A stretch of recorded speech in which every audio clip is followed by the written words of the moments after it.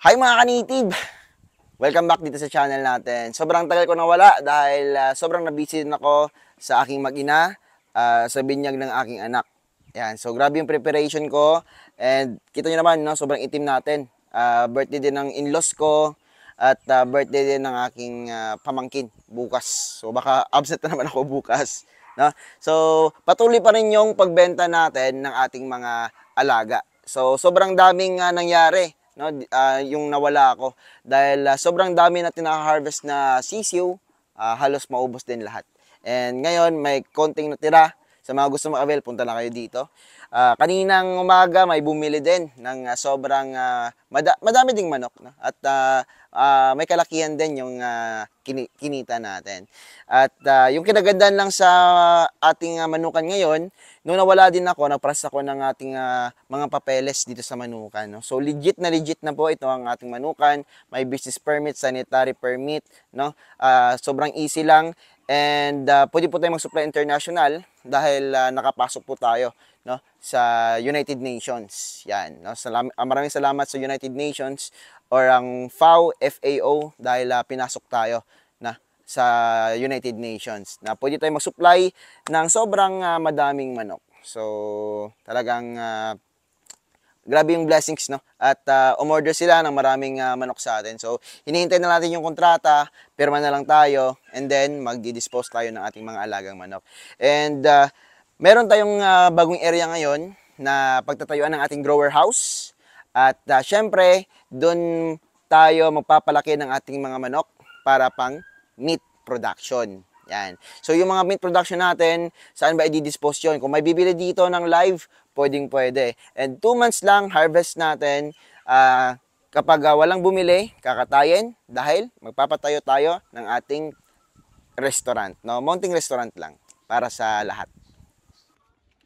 Nang dumating na yung buyer namin, namili na kami ni Papang kung ano yung ibibigay namin sa kanila. At syempre, pwede din mamili yung mga buyers namin. Quality yung binili nila dahil mga breeders natin yan. At syempre, andun din po si Red at si Junior. Pagkatapos namin manghuli ng aming mga manok, pinainom na namin yung mga natitirang mga breeders natin dito sa breeding pen number 3, 2, and 1. Sobrang daming blessings talaga. Para sa akin, itong mga manok ang nagbigay swerte ng aking buhay. Dito na rin kami umaasa. Si Papang hindi na po nagtatricycle driver yan, kundi dito na lang sa manok nag-aalaga. Ito yung mga feeds natin. Merong Gallimax 21, Duck Layer, Hammered, may feeds galing doon sa feed mill. At syempre, merong King's Vita Plus every 50 kilos, meron niyang 100 to 200 grams ng pakete.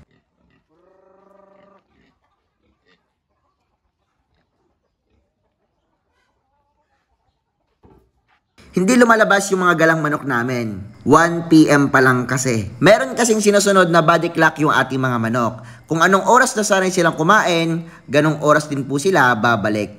Lalong-lalo na kapag gala. Pero ito na sa mga breeding pens natin, automatic yan. Kapag nagbigay tayo ng pagkain, tutukain po nila. Ka-native, konti na lang yung manok mo. Madami ka bang nakokolekta everyday? Actually, kahit hindi ko nasusunod yung 100 grams per head per day, madami po akong nakokolektang itlog. Every 2 to 3 days, nakaka-harvest po kami ng 100 to 200 chicks. Payat ba yung manok kapag below 100 grams per head yung ibibigay mo?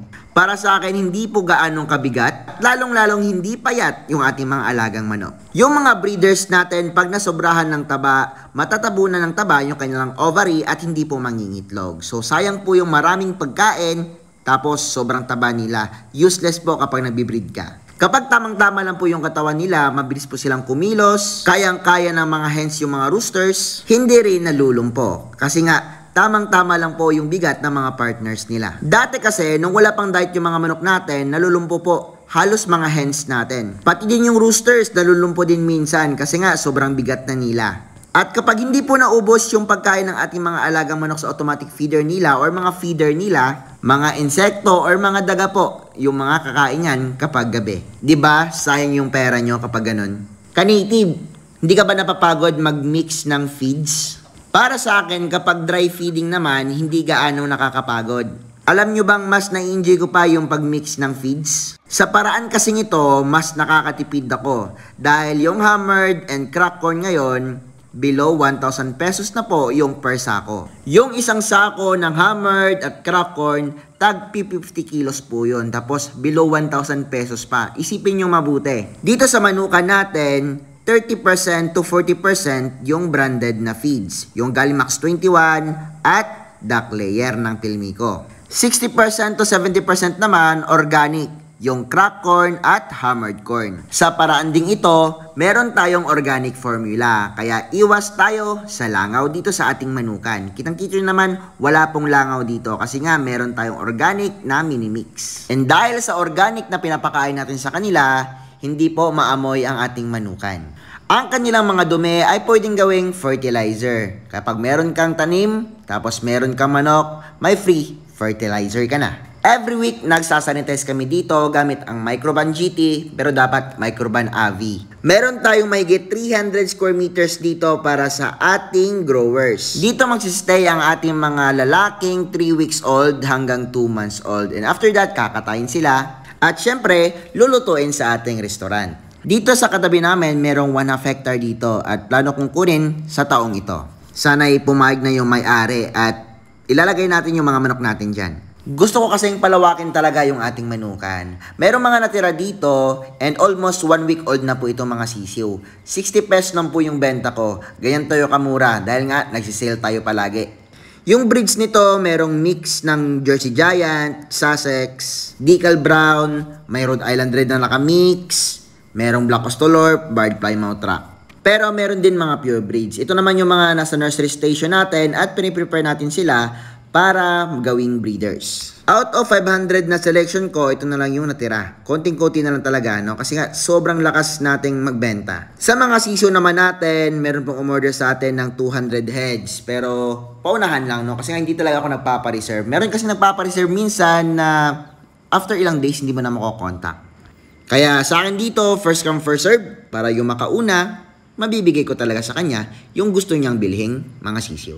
Ika 19 days pa lang itong mga itlog pero meron na pong mga sisiw. Ganyan po kaganda yung ating pag-calibrate ng ating humidity and temperature sa ating mga incubator.